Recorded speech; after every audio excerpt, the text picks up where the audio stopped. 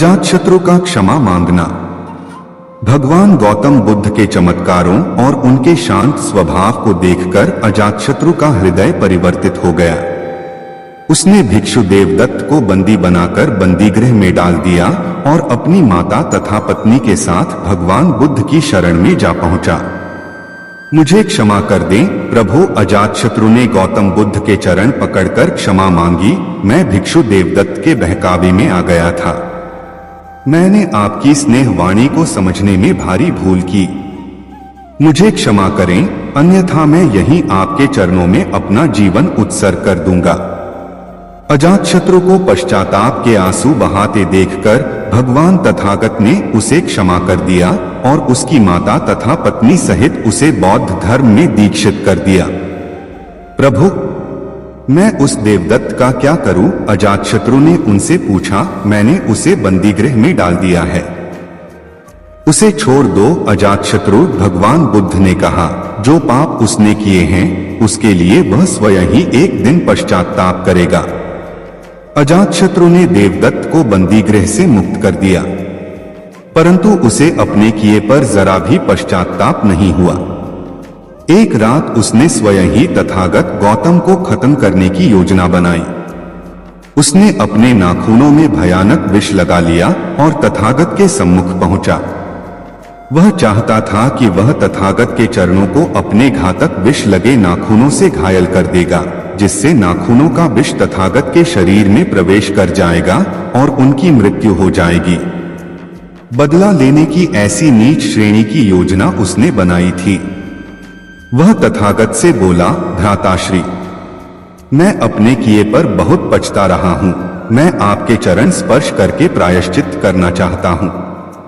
मुझे एक अवसर अवश्य दें। परंतु वह जैसे ही तथागत के चरण स्पर्श करने के लिए नीचे झुका, तथागत ने उसे पैर की ठोकर से दूर उछाल दिया और बोले, मैंने तुझे कई बार ईर्ष्या छोड़ने के लिए कहा देवदत्त, पर तू नहीं माना। अब अपने किए का दंड स्वयं ही प्राप्त कर। देवदत्त जैसे ही हवा से धरती पर गिरा, धरती फट गई और वह उसमें समा गया। लोगों की चीखें निकल गईं। ज्ञान का अथाह सागर। एक गवान बुद्ध अपने अंतिम समय तक अपने शिष्यों के साथ रहे। एक बार वे एक निर्जन वन से गुजर रहे थे। वहां उन्होंने एक शीशम के वृक्ष के नीचे से कुछ पत्ते उठाए और अपने शिष्यों से पूछा, भिक्षुओं, बताओ मेरे हाथ के पत्ते ज्यादा हैं या इस वन के? शिष्यों ने कहा, भगवन, आपके हाथ के पत्ते तो बहुत कम हैं, वन के पत्ते ज्यादा हैं। भगवान बुद्ध ने मुस्कुराकर कहा, भिक्षुओं, इस संसार में ज्ञान का अपार भंडार इस वन के पत्तों जैसा है। मैं तो तुम्हें अपने हाथों में पकड़े इन थोड़े से पत्तों जितना ही ज्ञान दे सका हूं। आओ, तुम्हें स्वयं ज्ञान अर्जन करना है। ज्ञान हो मनुष्य को महान बनाता है। भिक्षुओं ने पूछा, भगवन, महान क्या है? बुद्ध ने कहा, धर्म ही सर्वश्रेष्ठ है और वही सबसे महान है। धर्म का अर्थ संपूर्ण ब्रह्मांड में व्याप्त प्रकृति का नियम है। यही कार्य और कारण भाव की निरंतर चलने वाली प्रक्रिया है। धर्म ही सत्य है और धर्म ही न्याय है। बड़ा और महान वही है जो क्रोध तथा अहंकार को प्रीति से और झूठ को सत्य से जीतता है। मानवता प्रथम। मानव सेवा ही हमारा सबसे बड़ा धर्म है। तथागत अपने शिष्यों को मानव सेवा का मूल मंत्र समझा रहे थे। इसी संदर्भ में उन्होंने शिष्यों को एक कथा सुनाई। एक राजा वेश बदलकर रात के समय भ्रमण किया करता था कि कहीं कोई अधिकारी उनकी प्रजा को सता तो नहीं रहा है, कोई दुखी तो नहीं है या कोई बदमाश लुटेरा इधर उधर तो नहीं घूम रहा है। एक रात को भ्रमण करते हुए राजा नदी के किनारे पहुंचा। सोचता कि कोई बदमाश पकड़ में आ सकता है। उसने देखा कि वहां एक युवक लेटा हुआ है। राजा ने पास जाकर पूछा, तुम कौन हो? युवक पहले तो एक अजनबी को इतनी रात गए घोड़े पर देखकर सहम गया। फिर बोला, मैं लक्ष्मीबाई का दामाद हूं। अपनी घरवाली को लेने जा रहा हूं, पर मुझे इतनी जोर का बुखार चढ़ा है कि मैं एक कदम भी नहीं चल सकता। सोचा रात को यहां आराम कर लूं तो सवेरे चलने लायक हो जाऊंगा। राजा ने उसके माथे पर हाथ रखा तो वास्तव में मारे बुखार से वह तप रहा था। राजा ने कहा, जाड़े के दिन हैं, यहां बियाबान में अकेले रहना ठीक नहीं है, चलो तुम्हें पहुंचाए देता हूं। राजा वेश बदले हुए था, इसलिए युवक पहचान नहीं पाया। उसे उठाकर बैठाते हुए राजा बोला, तुम बीमार हो, घोड़े पर बैठ जाओ, मैं घोड़े की लगाम पकड़कर साथ साथ चलता हूं। सहारा देकर उसने बीमार युवक को घोड़े पर बैठा दिया और लक्ष्मी के घर की ओर चल दिया। रास्ते में युवक से पूछताछ में उसने मालूम कर लिया कि वह राजमहल में काम करने वाली जमादारिन लक्ष्मी का दामाद है। राजा उसे लेकर लक्ष्मी के घर पहुंचा। दरवाजा खटखटाकर उसने लक्ष्मी को आवाज दी। दरवाजा खोलते ही लक्ष्मीबाई ने जो दृश्य देखा तो वह अपनी आंखों पर विश्वास नहीं कर सकी। वह राजा के पैरों में गिर पड़ी और क्षमा मांगने लगी। राजा ने कहा, लक्ष्मी, तुम यह क्यों भूल जाती हो कि मैं राजा बाद में हूं और मानव पहले। मानव होने के नाते मानवता मेरा पहला धर्म है। भगवान का वादा, ईश्वर हर जगह हर रूप में कहीं भी प्रकट हो सकता है। वह तो दो अंतर्यामी हैं। महात्मा बुद्ध ने अपने प्रिय शिष्यों को ईश्वर की महिमा की कथा सुनाते हुए कहा, एक वृद्धा थी, सदा भगवान के ध्यान में लगी रहती थी। अपने हाथों का बना खाना भगवान को खिलाने की उसकी बड़ी इच्छा थी। एक बार भगवान ने उसके स्वप्न में आकर कहा, मैं कल जरूर तुम्हारे हाथों का खाना खाऊंगा। वृद्धा खुश हुई, भगवान के लिए बढ़िया खाना बनाने की सोची। दुकान से रसोई का सामान लेकर लौटी तो घर के चबूतरे पर एक बूढ़े विपन्न दंपति दिखाई पड़े। बदन पर चीथड़े, बिखरे सूखे बाल, सर्दी में कांपते शरीर। वृद्ध ने कहा, माता, 2 दिन से भूखे हैं, हमें थोड़ा सा खाना दे दो। वृद्धा का मन व्याकुल हुआ। ये चीजें भगवान के लिए हैं और फिर से खरीदने के लिए पैसा भी नहीं है, क्या किया जाए। थोड़ा हिचकिचाई, फिर उसने सोचा, भगवान आए तो और एक बार आने को कहूंगी, आखिर भगवान तो इनके जैसे भूखे नहीं होंगे न। बस वृद्धा ने जल्दी खाना बनाया, उन्हें प्यार से खिलाया। अब उसके मन में शांति और अपार संतोष था। भगवान तो नहीं आए। रात को फिर भगवान ने दर्शन दिए तो वृद्धा ने पूछा, भगवान, आपने वादा नहीं निभाया, आप नहीं आए। आपने अच्छा किया, वरना आप आते तो भी खिलाने को मेरे घर में आज कुछ नहीं था। भगवान ने मुस्कुराकर कहा, मैंने वादा निभाया, तुमने मुझे और मेरी देवी को प्यार से खाना खिलाया। इतना कहकर भगवान अंतर्धान हो गए। स्नेह का मूल्य। स्नेही संसार में एकमात्र ऐसा शब्द है जो एक दूसरे को पास लाता है। महात्मा बुद्ध ने अपने शिष्यों के स्नेह का मूल्य समझाते हुए हथिनी के एक सुंदर व चंचल शिशु की कथा सुनाई। एक हथिनी ने एक सुंदर शिशु को जन्म दिया। वह बड़ा होने लगा। उसे हाथियों का उपद्रव अच्छा नहीं लगता था। वह हाथियों के दल को छोड़कर एकांत में चला जाता और सोचता, हाथी क्यों उत्पात मचाते हुए जीवों को सताते हैं। एक दिन वह हाथी एकांत में बैठा हुआ था। सहसा उसकी दृष्टि सामने एक वृक्ष पर पड़ी। वृक्ष पर एक कृशकाय बंदर बैठा था। वह उदास लग रहा था। हाथी उससे बोला, बंदर भाई, बड़े दुखी दिखाई दे रहे हो, बताओ तुम क्यों दुखी हो। बंदर बोला, मैं शरीर से निर्बल हूं, मेरे साथी मुझे छोड़कर चले गए हैं, इसलिए मैं दुखी हूं। हाथी धीरज बंधाता हुआ बोला, तुम चिंता मत करो, मैं जा रहा हूं, तुम्हारे साथियों को बुला लाऊंगा। यदि वे नहीं आएंगे तो मैं तुम्हारी सेवा करूंगा। हाथी बंदर के साथियों की खोज में चल पड़ा। कुछ दूर जाकर उसने देखा कि एक वृक्ष पर कुछ बंदर उदल-कूद कर रहे हैं। उसने सोचा ये सब ही उस बंदर के साथी हैं। बंदर हाथी को देखते ही डरकर भागने लगे। हाथी ने प्यार से बंदरों को रोकते हुए कहा, मुझसे डरो नहीं, तुम सब मुझे अपना प्रिय भाई समझो। बालक हाथी के स्वर में प्यार था। बंदरों ने ऐसा अद्भुत हाथी कभी नहीं देखा था। वे आश्चर्य से हाथी की ओर देखने लगे। हाथी पुनः बोला, तुम सब अपने बीमार साथी को अकेला छोड़कर क्यों चले आए हो? किसी बीमार को असहाय छोड़ देना अधर्म है। वापस लौटकर उसने दुखी बंदर से कहा, मैं तुम्हारे साथियों को ढूंढ लाया, अब ये कभी तुम्हें छोड़कर नहीं जाएंगे। हाथी के उपकार ने उदास बंदर का मन हर्ष से भर दिया। हाथी की विनम्र वाणी ने सभी जीवों में नए प्राण भर दिए। जो प्यार से बोलता है, दूसरों का उपकार करता है, उसकी पूजा सभी लोग करते हैं। क्रोध सबसे बड़ा शत्रु। एक भगवान बुद्ध क्रोध को व्यक्ति का सबसे बड़ा शत्रु मानते थे। इसी विषय पर भगवान बुद्ध ने अपने शिष्यों को उपदेश देते हुए एक उदाहरण प्रस्तुत किया। एक पंडित जी महाराज क्रोध न करने पर उपदेश दे रहे थे। कह रहे थे, क्रोध आदमी का सबसे बड़ा दुश्मन है, उससे आदमी की बुद्धि नष्ट हो जाती है। जिस आदमी में बुद्धि नहीं रहती वह पशु बन जाता है। लोग बड़ी श्रद्धा से पंडित जी का उपदेश सुन रहे थे। पंडित जी ने आगे कहा, क्रोध चांडाल होता है, उससे हमेशा बचकर रहो।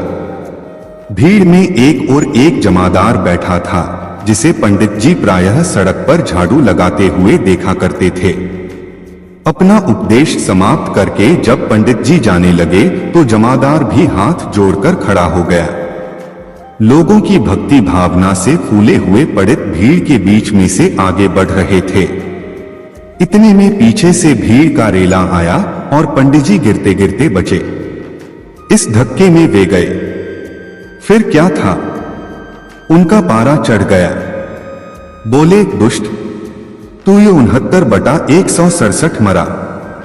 मैं भोजन करने जा रहा था, तूने छूकर मुझे गंदा कर दिया, अब मुझ स्नान करना पड़ेगा। उन्होंने जमादार को जी भरकर गालियां दी। असल में उनको बड़े जोर की भूख लगी थी और वे जल्दी जल्दी यजमान के घर पहुंचना चाहते थे। पास हो में गंगा नदी थी। लाचार होकर पंडित जी उस ओर तेजी से लपके। तभी देखते हैं कि जमादार उनसे आगे आगे चला जा रहा है। पंडित जी ने कड़क कर पूछा, क्यों रे जमादार के बच्चे, तू कहां जा रहा है? जमादार ने जवाब दिया, नदी में नहाने। अभी आपने कहा था न कि क्रोध चांडाल होता है। मैं उस चांडाल को छू गया, इसलिए मुझे नहाना पड़ेगा। पंडित जी को जैसे कांट मार गया। वे आगे एक भी शब्द न कह सके और जमादार का मुंह ताकते रह गए। भगवान बुद्ध की कथा सुनकर शिष्य अपनी हंसी न रोक सके और सभी खिलखिलाकर हंस दिए। बुराई की जड़। किसी सी नगर में एक व्यक्ति रहता था। उसके आंगन में एक पौधा उग आया। कुछ दिनों बाद वह पौधा बड़ा हो गया और उस पर फल लगे। एक दिन एक फल पककर नीचे गिरा। उसे एक कुत्ते ने मुंह में दबा लिया। देखते देखते कुत्ते के प्राण निकल गए। आदमी ने सोचा, होगी कोई बात। उसका ध्यान फल की ओर नहीं गया। कुछ समय बाद पड़ोसी का लड़का आया। बढ़िया फल देखकर उसका मन ललचाया। उसने एक फल तोड़ा और जैसे ही दांत से काटा कि वह बेजान होकर गिर पड़ा। अब वह व्यक्ति समझ गया कि यह विषवृक्ष है। उसे बड़ा गुस्सा आया। उसने कुल्हाड़ी ली और वृक्ष के सारे फल काट काट कर गिरा दिए। लेकिन थोड़े दिन बाद फिर फल उग आए और इस बार पहले से भी बड़े बड़े फल लगे। उसने फिर कुल्हाड़ी उठाई और एक एक शाखा को काट डाला। न रहेगा बांस न बजेगी बांसुरी। उसने चैन की सांस ली। परंतु कुछ ही दिन बाद सारा पेड़ फिर लहलहा उठा और फलों से लद गया। आदमी ने सिर पकड़ लिया। अब वह क्या करे?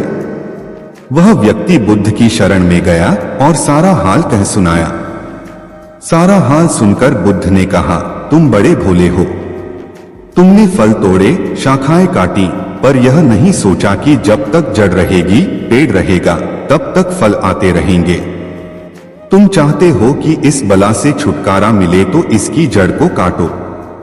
उस व्यक्ति को बोध हुआ। तब उसने समझा कि बुराई की ऊपरी काट छांट से वह नहीं मिटती, उसकी जड़ काटनी चाहिए।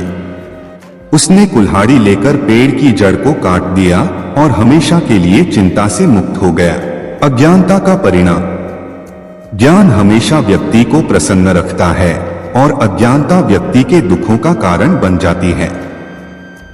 सही ज्ञान न होने के कारण उस लकड़हारे को भी बहुत दुख हुआ, लेकिन तब तक समय उसके हाथों से रेत की तरह फिसल चुका था।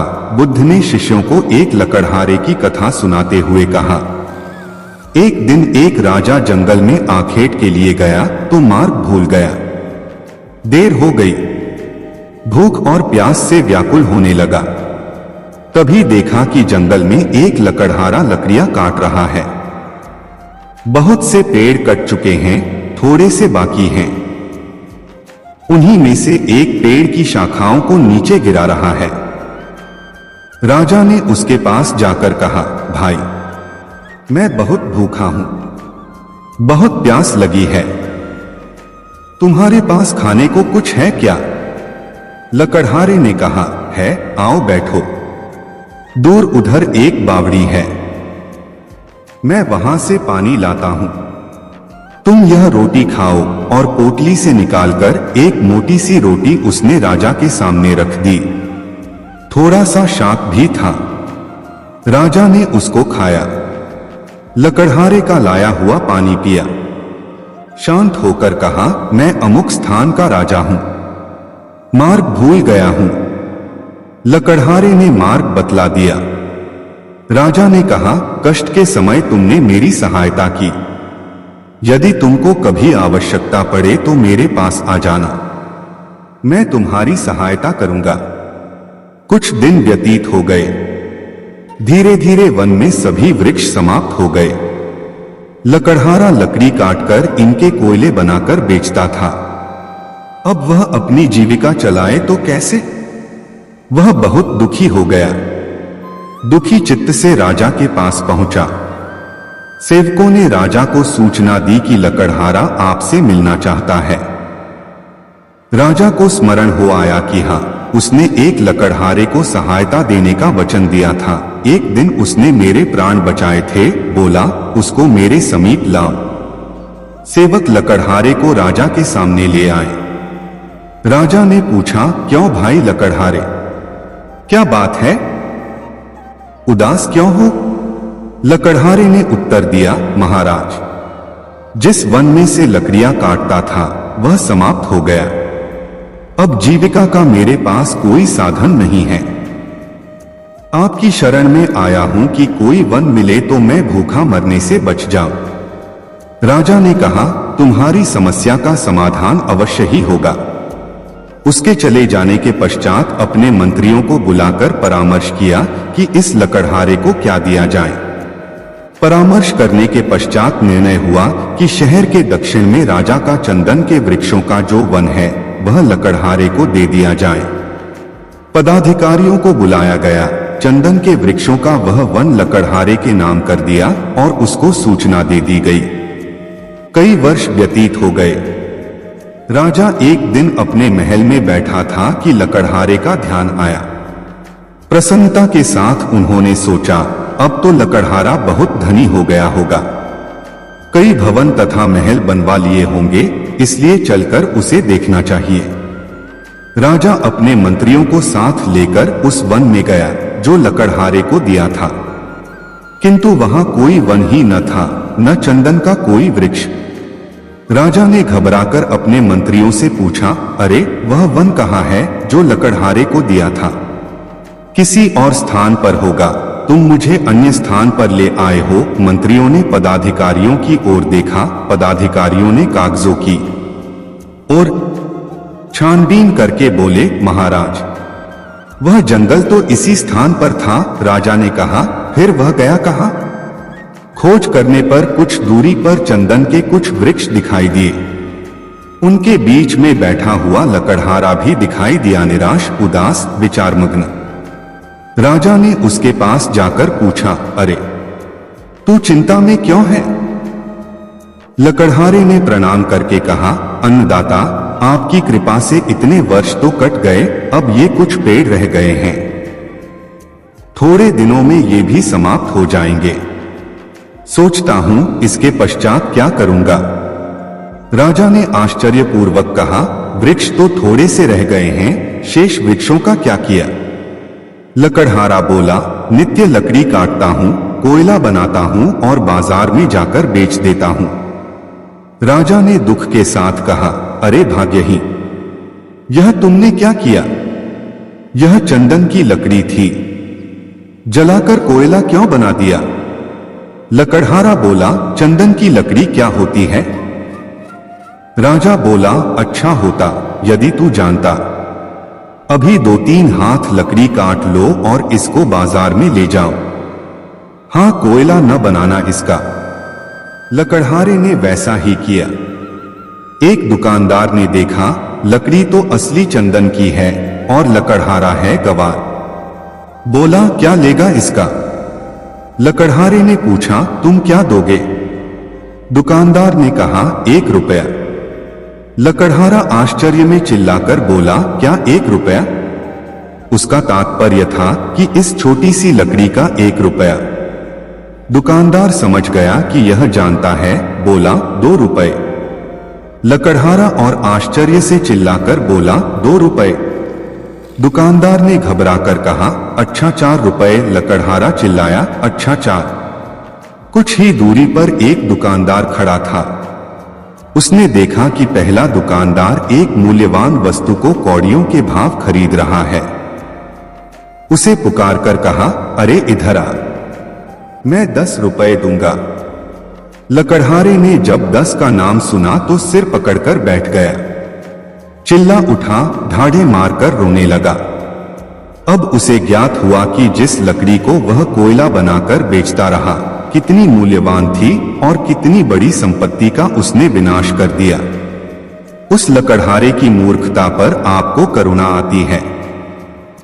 किंतु सुनो मेरे शिष्यों, हम स्वयं भी तो उस लकड़हारे की भांति हैं। राजाओं के राजा उस परमात्मा ने न जाने किस बात से प्रसन्न होकर सांसों का यह चंदन से पूर्ण वन हमें दिया था।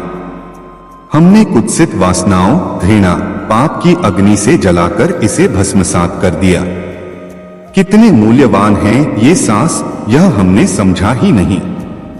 सांसों का यह चंदन वृक्षों से परिपूर्ण वन, जिसे हमने काम, क्रोध, लोभ, मोह और अहंकार की आग में जलाकर कोयला बना दिया। परंतु जो होना था सो हो गया।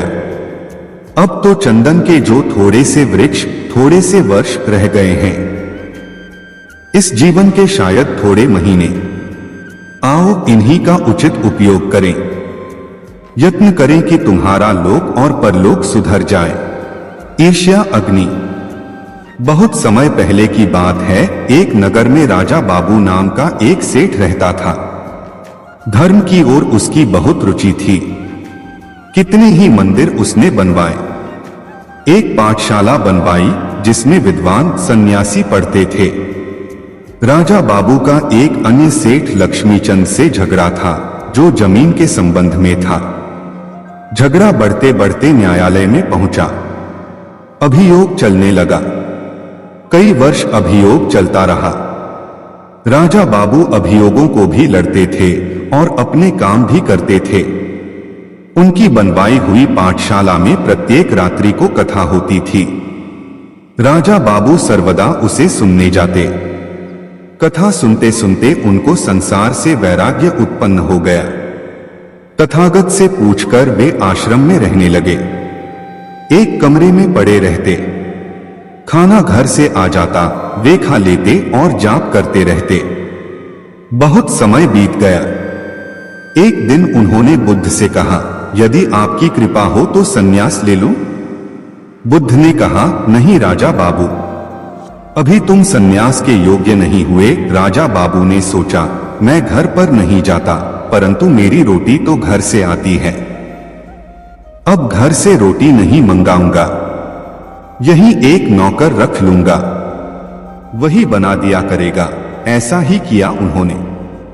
और फिर एक दिन यह सोचकर कि अब तो घर से कोई संबंध नहीं, वे फिर बोले, भंते, अब यदि सन्यास ले लूं तो?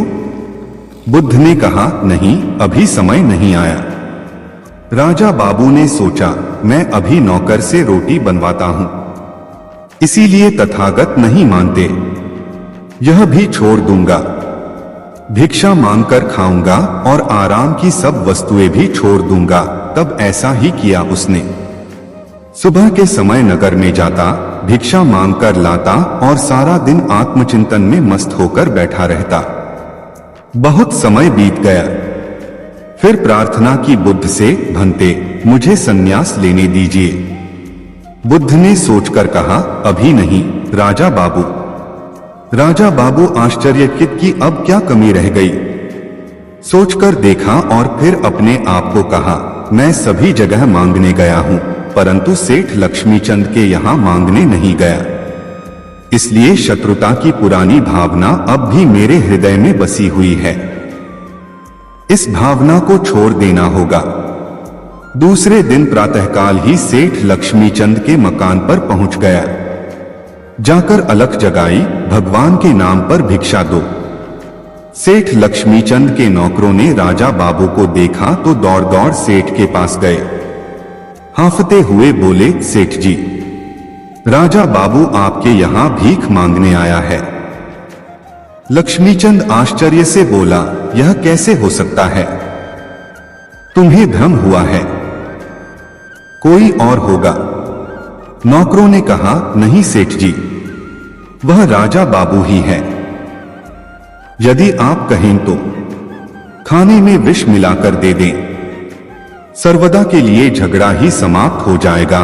लक्ष्मीचंद उच्च स्वर में बोले, नहीं, मुझे देखने दो। मकान के द्वार पर आकर उन्होंने देखा कि राजा बाबू झोली पसारे खड़े हैं।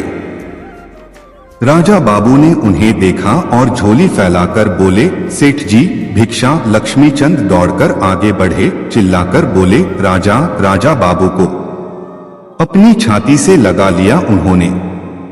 राजा बाबू ने झुककर उनके चरणों को स्पर्श किया। लक्ष्मीचंद भी उनके पैरों में जा गिरे, बोले, राजा बाबू, ऊपर चलो, मेरे साथ बैठकर खाना खाओ। राजा बाबू बोले, नहीं सेठ जी, मैं तो भिखारी बनकर आया हूं, भीख मांगने आया हूं, भीख डाल दो मेरी झोली में। उसी समय एक नौकर भागता हुआ आया, बोला, सेठ जी, आपका तार देखिए, इस तार में क्या लिखा है? लक्ष्मीचंद ने खोलकर पढ़ा। तार राजा बाबू के बेटों का था, कलकत्ता से आया था। हमारे पिता राजा बाबू का कहीं पता नहीं लगा। भूमि का झगड़ा अभी समाप्त नहीं हुआ, किंतु इस जमीन को लेकर हम क्या करेंगे? इस तार द्वारा हम भूमि से अपना अधिकार वापस लेते हैं। हमारे पिताजी नहीं हैं, आप कृपा करके हमारे पिता बनिए, हमें अपने संरक्षण में ले लीजिए। लक्ष्मीचंद रोते हुए बोले, नहीं, ऐसा नहीं होगा। उन्हें लिखो कि भूमि उनकी है, मुझे नहीं चाहिए। मैं पिता बनकर उनकी रक्षा करूंगा। आज से वे केवल राजा बाबू के नहीं, मेरे भी बेटे हुए। इसके बाद राजा बाबू भिक्षा लेकर मुड़े तो देखा सामने बुद्ध खड़े हैं, हाथ में गेरुआ वस्त्र लिए हुए। राजा बाबू को छाती से लगाकर बोले, अब तू सन्यासी बनने के योग्य हुआ। राजा बाबू, अब ये कपड़े पहन। इस प्रकार जब तक मन के अंदर घृणा है, तब तक सन्यासी होने का क्या लाभ? सन्यासी यदि बनना है तो मन से घृणा को निकाल दो, ईर्ष्या और वैर की भावना को दूर कर दो, तो फिर देखो आनंद और सुख मिलता है कि नहीं। भिन्न भिन्न कसौटी। भगवान बुद्ध एक दिन अपने प्रिय शिष्यों के साथ एक बगीचे में भ्रमण कर रहे थे। तभी उन्हें एक कथा का स्मरण हो आया। और वे अपने शिष्यों को कथा सुनाने लगे। एक माली और एक सुनार में दोस्ती थी। माली अपने बगीचे में सुगंधित फूल उगाने के लिए दिन रात कठोर परिश्रम करता और भांति भांति की सुगंध पैदा कर देता। उसे अपने उद्यान पर गर्व था। एक दिन उस माली ने अपने दोस्त सुनार से कहा, क्या अपनी दुकान पर बैठे तुक तुक करते रहते हो? एक दिन मेरे बगीचे में आओ, भांति भांति को सुगंधों का साक्षात्कार करोगे तो तबीयत बाग बाग हो जाएगी। सुनार बोला कि मेरे दोस्त हो, मैं जरूर आऊंगा। एक दिन वह बगीचे में पहुंच गया। उसके हाथ में सोने को कसने की कसौटी थी। वह एक एक फूल को अपनी कसौटी पर कसकर देखता और मुंह बिचकाकर दूसरे पौधे की ओर रुख कर देता। सुनार को बगीचे में मजा नहीं आया। माली को भी अच्छा नहीं लगा। उसने सोचा, मैंने किस पागल को निमंत्रण दिया। इसके बाद सुनार ने माली को अपनी दुकान पर आने का निमंत्रण दिया। माली ने आमंत्रण मंजूर कर लिया। वह अपने दोस्त सुनार की दुकान पर पहुंच गया। वह हर एक जेवर उठा उठाकर सूंघता और निराश होकर रख देता। संभवतः वह सोने में भी सुगंध खोज रहा होगा। उसे भी उतनी ही निराशा हाथ लगी जितनी कि सुनार को बगीचे में लगी थी। वास्तव में हम सब सुनार और माली ही तो हैं। जीवन में सुख संतोष खोजने की हमारी अपनी अपनी कसौटियां हैं। कठिनाई यह है कि हम फूलों को सोने की कसौटी पर कसते हैं और सोने में सुगंध खोजते हैं। अज्ञानी सिद्धार्थ बुद्धत्व प्राप्त करके महात्मा बुद्ध बन गए। सत्य, अहिंसा और सहिष्णुता की प्रतिमूर्ति बुद्ध अपने कुछ शिष्यों के साथ एक गांव में पहुंचे। कुछ अज्ञानी लोग उनके विरोधी थे। वे बुद्ध को अपशब्द कहने लगे। बुद्ध के शिष्यों को बहुत बुरा लगा, मगर बुद्ध ने उन्हें समझाया कि ये लोग तो केवल अपशब्द ही कह रहे हैं। अगर ये पत्थर भी मार रहे होते तो भी मैं कहता कि मारने दो। मैं जानता हूं कि ये लोग कुछ कहना चाहते हैं, लेकिन मारे क्रोध के कह नहीं पा रहे हैं। 10 साल पहले यदि ये ही लोग गाली देते तो भी मैं इन्हें गाली देता, लेकिन अब तो लेन देन से मुक्ति मिल चुकी है। क्रोध से अपशब्द निकलते हैं। यहां तो क्रोध भवन कब का ढह चुका है। अपशब्द कहने वाले बड़ी मुश्किल में पड़ गए। तभी बुद्ध ने अपने शिष्यों से पूछा कि गांव में कुछ लोग अपशब्द कह रहे हैं, इन्हें बताओ कि पिछले गांव में क्या हुआ था। शिष्यों ने बताया कि वहां के लोग फूल और मिठाइयां लेकर आए थे। बुद्ध ने पूछा कि फिर मैंने क्या किया था। शिष्यों ने बताया कि आपने सारे फूल और मिठाइयां यह कहकर वापस कर दी थी कि अब लेने वाला विदा हो चुका है, इन्हें वापस ले जाओ। आपने कहा था कि 10 साल पहले आते तो मैं सारे उपहार ले लेता। बुद्ध ने पूछा, फिर उन लोगों ने मिठाइयों का क्या किया होगा। शिष्यों ने बताया कि गांवों में बांट दी होंगी। ये लोग अपशब्दों के थाल सजाकर लाए हैं, लेकिन ये गलत आदमी के पास आ गए हैं। ये मुझसे क्रोध नहीं करवा सकते। ठीक खूंटी की तरह जो किसी को नहीं टांगती उस पर वस्त्र जरूर टांगे जाते हैं। ज्ञान का दीपक। शाम पूरी तरह से ढल चुकी थी। गहरा अंधेरा छाने लगा था। तथागत ने शिष्यों को विश्राम करने का आदेश दिया। सभी शिष्यों ने बुद्ध के आदेश का पालन किया और विश्राम करने के लिए एक उचित स्थान का चयन कर लिया।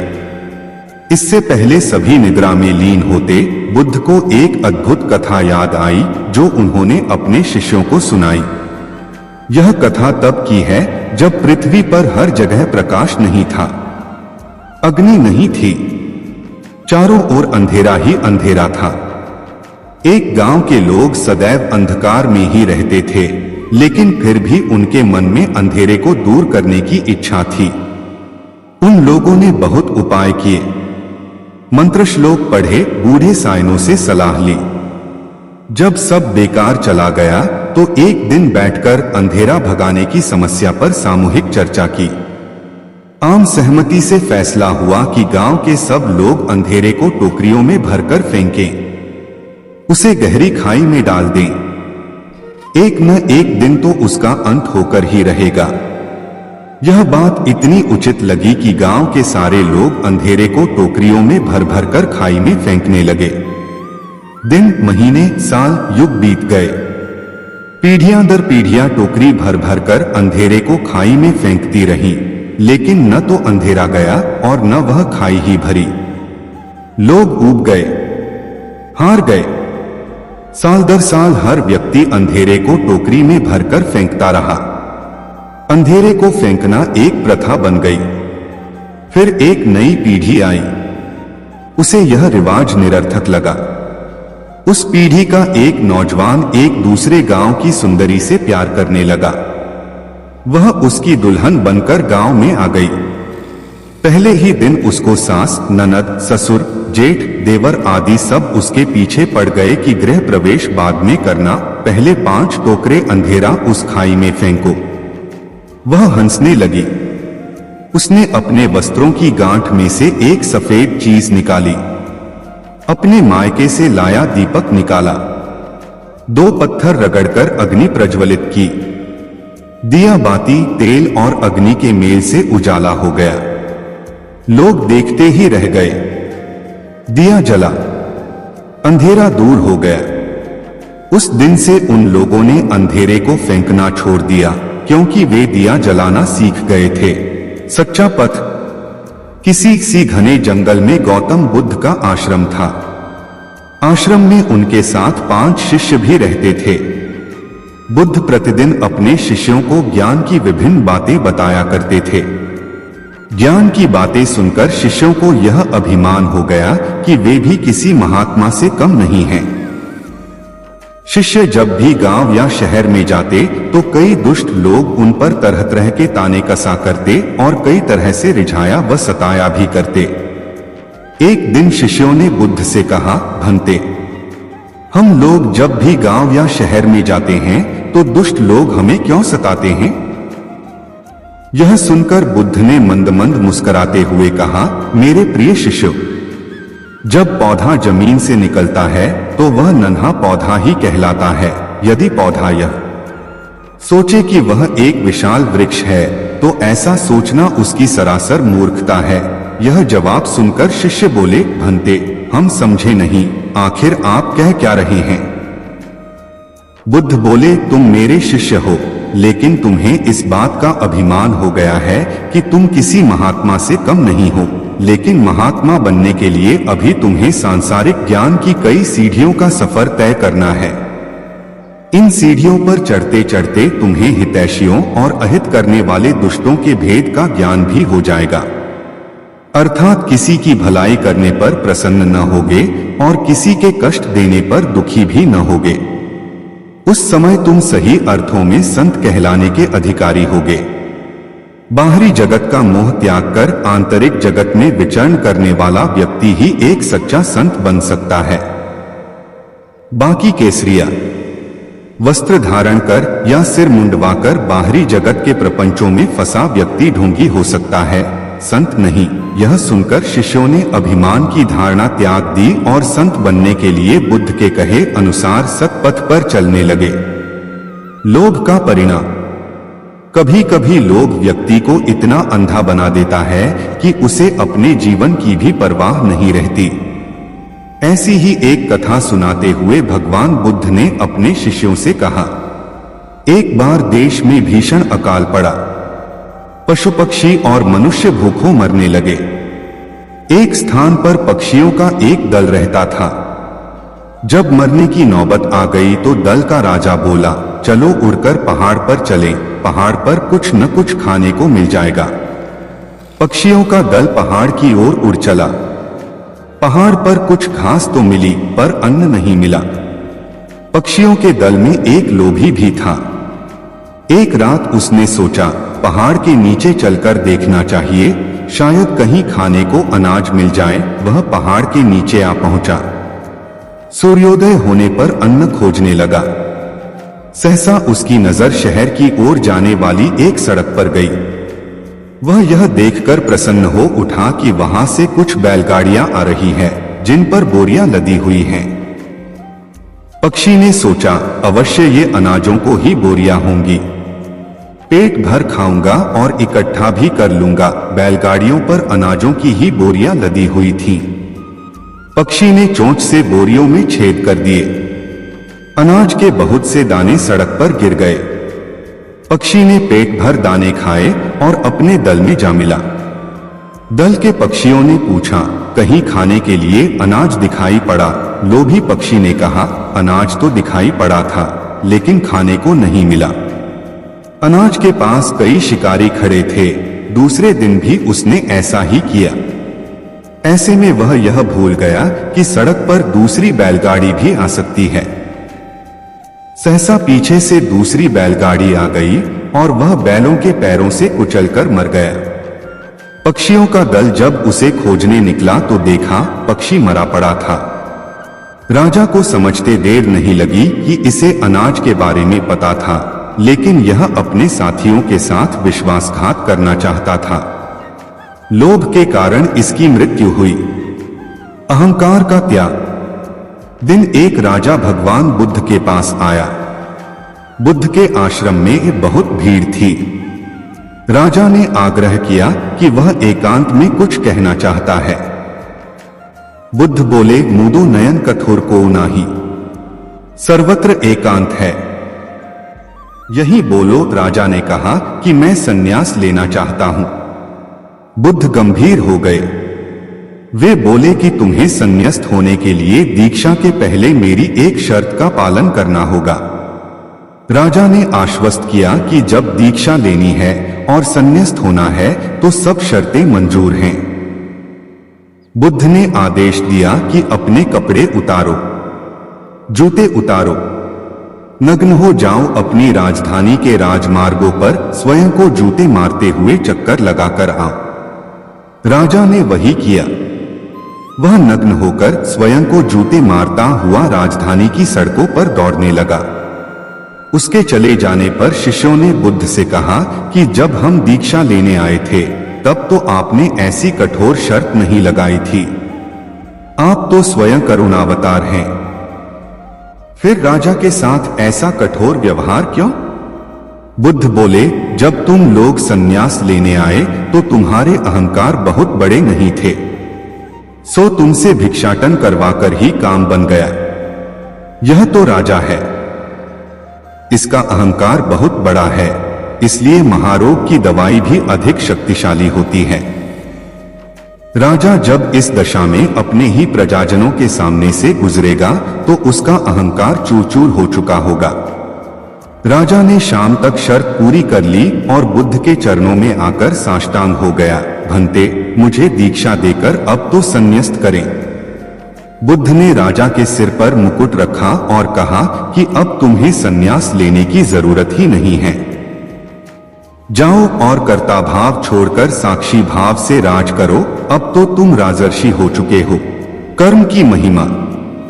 कर्म की महिमा का बखान करते हुए एक दिन महात्मा बुद्ध काश को महिमा का बखान करते हुए एक ने अपने एक बार ज्योतिषियों ने खबर दी कि 7 साल तक पानी नहीं बरसेगा। एक मामूली किसान ने हल बख्तर उठाकर घर में रख दिए कि जब वर्षा ही नहीं होगी तो फिर खेत क्या जोतना।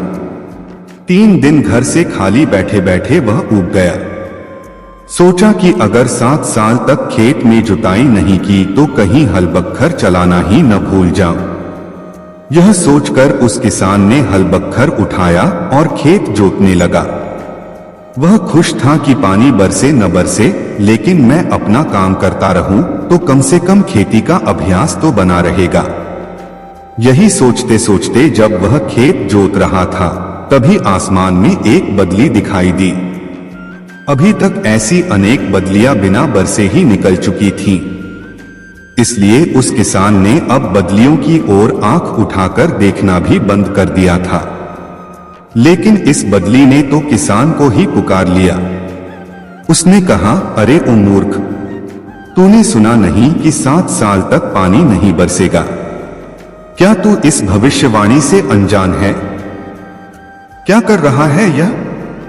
हम बरसने वाले नहीं हैं। बदली की बात किसान ने सुनी। उसने कहा, बहन, मैं बैठे बैठे घबरा गया था। सोचा कि अपना कृषि कर्म करूं। कहीं ऐसा न हो कि मैं खेती करना ही भूल जाऊं। पानी बरसे या न बरसे, हल बखर चलाना तो याद रखना है। कहीं भूल न जाऊं। 7 साल में बदली चकित रह गई। किसान क्या कह रहा है? कहीं मैं भी बरसना ही न भूल जाऊं 7 साल में। बदली को लगा कि किसान ठीक कह रहा है। सबको अपना अपना काम करते रहना चाहिए और वह बरसने लगी। अवतारों और पैगंबरों का है। तब भगवान ने कहा कि मैं तुम्हें अपनी सारी ईश्वरीय सत्ता देता हूं, उसे स्वीकार करो और मुझे असमंजस से मुक्त करो। इस पर वह व्यक्ति विनयपूर्वक बोला, मुझे आपने मनुष्य देह देकर सब कुछ तो दे दिया है, फिर मुझे क्या चाहिए? यदि आपको कुछ दिए बिना तुष्टि नहीं होती है तो कृपया मुझे यह दे दीजिए कि मेरे द्वारा सबका हित होता रहे और मुझे उनका ज्ञान भी न रहे। कर्म से पहचान कहानी। एक राजा किसी जंगल में शिकार खेलने गया। रास्ते में उसे एक सूरदास महात्मा बैठे हुए दिखाई दिए। राजा ने उनके पास जाकर पूछा, क्यों सूरदास महोदय, इधर से कोई हिरन तो नहीं गया है? सूरदास महात्मा ने कहा, नहीं। राजा आगे बढ़ गया। थोड़ी देर बाद राजा का मंत्री आया और उसने महात्मा से पूछा, महोदय, इधर से कौन गया है? सूरदास महात्मा बोले, राजा साहब गए हैं। यह सुनकर मंत्री आगे बढ़ गया। मंत्री के पश्चात राजा का नौकर आया। उसने भी पूछा, महात्मा, क्या तुम्हें पता है कि इधर से कौन गया है? सूरदास महात्मा ने बताया, अभी राजा और उसके बाद मंत्री गया है। नौकर ने फिर पूछा, आपको यह कैसे पता कि ये राजा और मंत्री थे? सूरदास महात्मा ने बताया, उनकी बोलचाल से। नौकर ने जब यह बात राजा को बताई तो वह बहुत प्रसन्न हुआ और सूरदास महात्मा को अपने यहां बुलवा लिया। राजा की ओर से महात्मा के लिए दाल, सब्जी और प्रबंध किया गया। दरबार में एक मोती विक्रेता मोती बेचने आया। राजा ने मोतियों को सूरदास महात्मा को दिखलाया। महात्मा ने एक मोती लेकर कहा, यह मोती ठीक नहीं है, इसमें रेत भरी है। जब उस मोती को तोड़ा गया तो वास्तव में उसमें से रेत निकली। राजा के आश्चर्य का ठिकाना न रहा। राजा ने महात्मा सूरदास से पूछा, आपको यह कैसे ज्ञात हुआ? महात्मा सूरदास ने बताया, यह दूसरे मोतियों की अपेक्षा भारी था। इस पर राजा ने प्रसन्न होकर उनके भोजन में घी और बढ़ा दिया। एक बार एक अश्व विक्रेता एक अश्व को बेचने आया। राजा ने उस अश्व को महात्मा सूरदास के आगे खड़ा कर दिया। महात्मा सूरदास ने बताया, इसकी बख्शी चौड़ी है, इसका कारण यह है कि यह अश्व जुड़वा पैदा हुआ होगा। वास्तव में यह बात सही थी। राजा ने अब महात्मा सूरदास के भोजन में मिठाई और बढ़ा दी। एक दिन राजा ने महात्मा सूरदास से पूछा कि आप मुझे यह बताने का कष्ट करें कि मैं क्षत्रिय की संतान हूं या नहीं। महात्मा सूरदास ने बताया, नहीं, तुम एक वैश्य की संतान हो। राजा ने पूछा, वह कैसे? महात्मा सूरदास ने बताया, यदि तुम क्षत्रिय की संतान होते तो मुझे हजारों लाखों रुपया पुरस्कार में देते। तुम वैश्य की संतान हो, तभी तो कभी दूध कभी मिठान देने का तुमने व्यापार किया है। यह सुनकर राजा बड़ा खुश हुआ तथा महात्मा सूरदास की बड़ी सेवा होने लगी। वाणी का प्रभाव। एका दिन भगवान बुद्ध भ्रमण करते हुए अपने शिष्यों के साथ जंगल में गए। एक शिकारी शिकार के लिए वहां गया हुआ था। एक सैनिक भी जंगल में रास्ता भटक गया। तीनों को प्यास लगी। दूर कहीं उन्हें एक झोंपड़ी दिखाई दी। उसमें एक अंधा भिक्षु बैठा था। शिकारी वहां पहुंचा और बोला, ऐ अंधे, मुझे पानी पिला दे, वरना तीर से तेरा जलपात्र फोड़ दूंगा। अंधा बोला, चल भाग यहां से शिकारी कहीं का, नहीं पिलाता पानी। उसी के पीछे सैनिक आया और बोला, अंधे, पानी पिलाकर मेरी प्यास बुझा, चाहे तो घन और वस्त्र ले ले। अंधे व्यक्ति ने चिढ़कर कहा, राजा का सैनिक है, मुझे लोभ दिखाता है, जा, नहीं मिलेगा पानी। तब तक बुद्ध भी वहां पहुंच गए। उन्होंने कहा, सूरदास जी, थोड़ा सा पानी प्रदान करें तो बड़ी कृपा होगी, प्यास से प्राण संकट में आ गए हैं।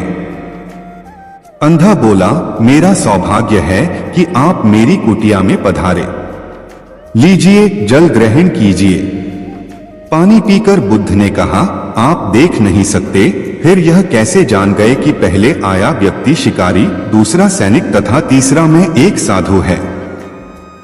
अंधा बोला, भंते, वाणी से ही इंसान की पहचान हो जाती है। बुद्ध ने उससे विनती की, आप इन दोनों को भी पानी पिला दीजिए ताकि इनके मन की आंखें भी खुल जाएं। शांति की खोज किसी राजा ने एक युवक की बहादुरी पर खुश होकर उसे राज्य का सबसे बड़ा सम्मान देने की घोषणा की, मगर पता चला कि वह युवक इससे खुश नहीं है।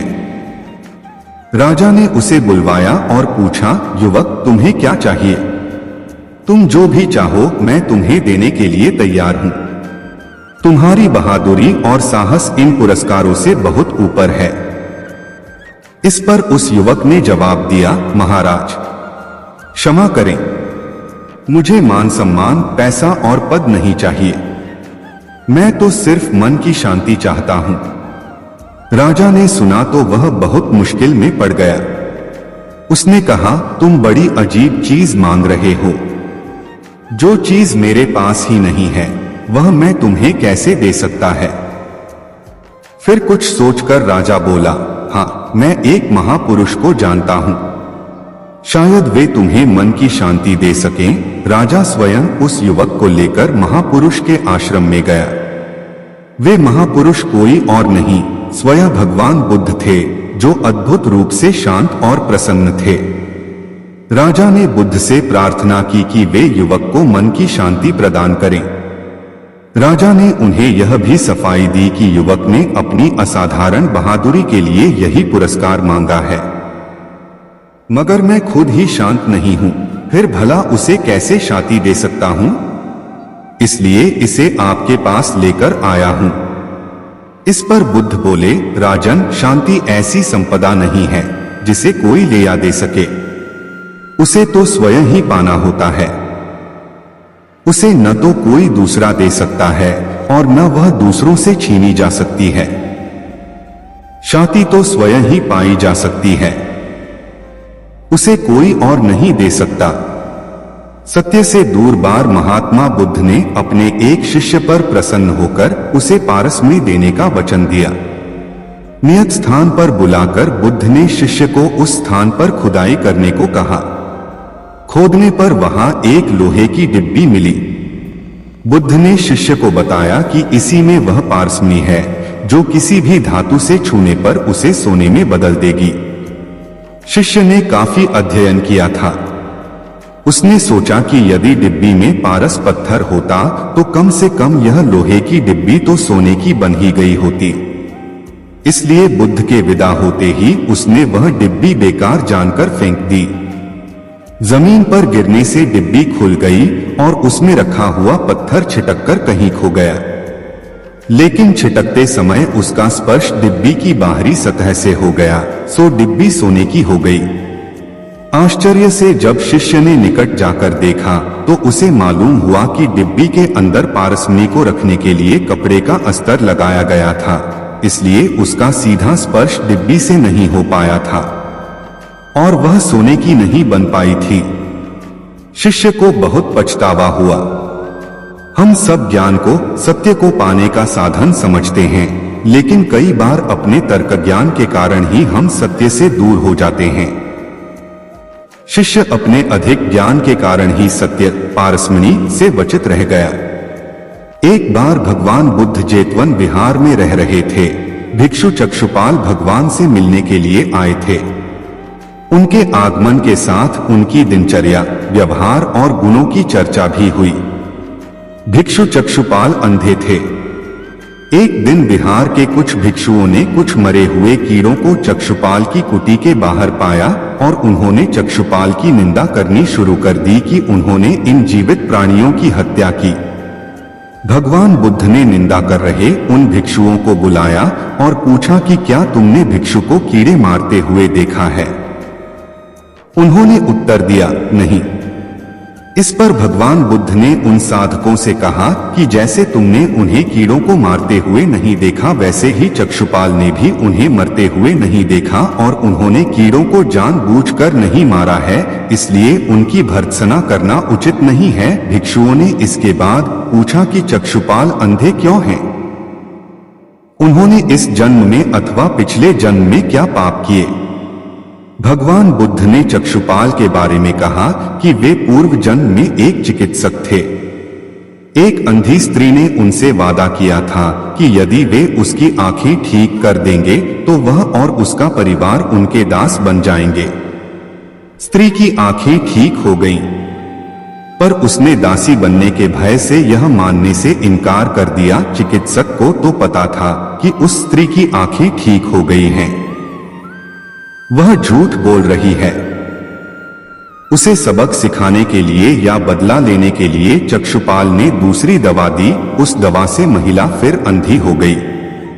वह कितना ही रोई पीटी, लेकिन चक्षुपाल जरा भी नहीं पसीजा। इस पाप के फलस्वरूप अगले जन्म में चिकित्सक को अंधा बनना पड़ा। एक बार भगवान बुद्ध अपने अनुयायियों के साथ किसी गांव में उपदेश देने जा रहे थे। उस गांव से पूर्व ही मार्ग में उन लोगों को जगह जगह बहुत सारे गड्ढे खुदे हुए मिले।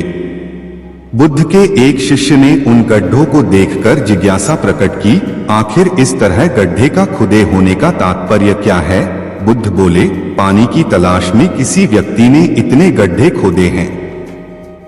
यदि वह धैर्यपूर्वक एक ही स्थान पर गड्ढे खोदता तो उसे पानी अवश्य मिल जाता, पर वह थोड़ी देर गड्ढा खोदता और पानी न मिलने पर दूसरा गड्ढा खोदना शुरू कर देता। एक बार भगवान बुद्ध भिक्षा के लिए एक किसान के यहाँ पहुँचे। तथागत को भिक्षा के लिए आया देखकर किसान उपेक्षा से बोला, श्रमण, मैं हल जोतता हूँ और तब खाता हूँ। तुम्हें भी हल जोतना और बीज बोना चाहिए और तब खाना खाना चाहिए। बुद्ध ने कहा, महाराज, मैं भी खेती ही करता हूं। इस पर किसान को जिज्ञासा हुई और वह बोला, मैं न तो तुम्हारे पास हल देखता हूं, न बैल और न ही खेती का स्थल। तब आप कैसे कहते हैं कि आप भी खेती ही करते हो? आप कृपया अपनी खेती के संबंध में समझाइए। बुद्ध ने कहा, महाराज, मेरे पास श्रद्धा का बीज, तपस्या रूपी वर्षा और प्रजा रूपी जोत और हल है। पाप भीरुता का दंड है, विचार रूपी रस्सी है, स्मृति और जागरूकता रूपी हल की फाल और पेनी है। मैं वचन और कर्म में संयत रहता हूं। मैं अपनी इस खेती को बेकार घास से मुक्त रखता हूं और आनंद की फसल काट लेने तक प्रयत्नशील रहने वाला हूं। अप्रमाद मेरा बैल है जो बाधाएं देखकर भी पीछे मुंह नहीं मोड़ता है। वह मुझे सीधा शांति धाम तक ले जाता है। इस प्रकार मैं अमृत की खेती करता हूं। भगवान बुद्ध का जब पाटलिपुत्र में शुभागमन हुआ तो हर व्यक्ति अपनी अपनी सांपत्तिक स्थिति के अनुसार उन्हें उपहार देने की योजना बनाने लगा। राजा बिंबिसार ने भी कीमती हीरे, मोती और रत्न उन्हें पेश किए। बुद्धदेव ने सबको एक हाथ से सहर्ष स्वीकार किया। इसके बाद मंत्रियों, सेठों, साहूकारों ने अपने अपने उपहार उन्हें अर्पित किए और बुद्धदेव ने उन सबको एक हाथ से स्वीकार कर लिया। इतने में एक बुढ़िया लाठी टेकते वहां आई। बुद्धदेव को प्रणाम कर वह बोली, भगवंत, जिस समय आपके आने का समाचार मुझे मिला उस समय मैं यह अनार खा रही थी। मेरे पास कोई दूसरी चीज न होने के कारण मैं इस अधखाए फल को ही ले आई हूं। यदि आप मेरी इस तुच्छ भेंट स्वीकार करें तो मैं अहोभाग्य समझूंगी। भगवान बुद्ध ने दोनों हाथ सामने कर वह फल ग्रहण किया। राजा बिंबिसार ने जब यह देखा तो उन्होंने बुद्धदेव से कहा, भगवान क्षमा करें, एक प्रश्न पूछना चाहता हूं। हम सबने आपको कीमती और बड़े बड़े उपहार दिए जिन्हें आपने एक हाथ से ग्रहण किया, लेकिन इस बुढ़िया द्वारा दिए गए छोटे एवं जूठे फल को आपने दोनों हाथों से ग्रहण किया, ऐसा क्यों? यह सुन बुद्धदेव मुस्कुराए और बोले, राजन, आप सबने अवश्य बहुमूल्य उपहार दिए हैं, किंतु यह सब आपकी संपत्ति का 10वां हिस्सा भी नहीं है। आपने यह दान दीनों और गरीबों की भलाई के लिए नहीं किया है, इसलिए आपका यह दान सात्विक दान की श्रेणी में नहीं आ सकता। इसके विपरीत इस बुढ़िया ने अपने मुंह का कौर ही मुझे दे डाला है। भले ही यह बुढ़िया निर्धन है, लेकिन इसे संपत्ति की कोई लालसा नहीं है। यही कारण है कि इसका दान मैंने खुले हृदय से दोनों हाथों से स्वीकार किया है।